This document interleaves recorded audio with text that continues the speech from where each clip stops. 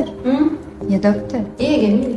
ايه ده انتي بتصوري؟ دكتور ادينا شوية نصايح للعملاء اللي بيحقنوا عندنا لايت كات. حلو السؤال جدا.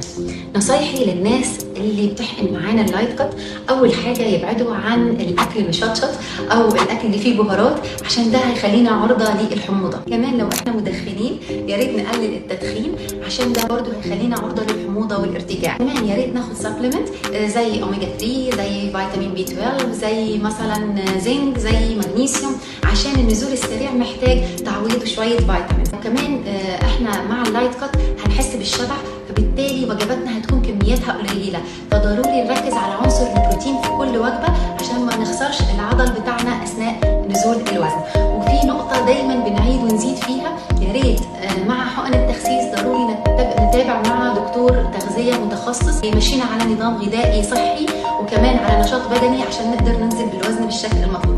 بس كده.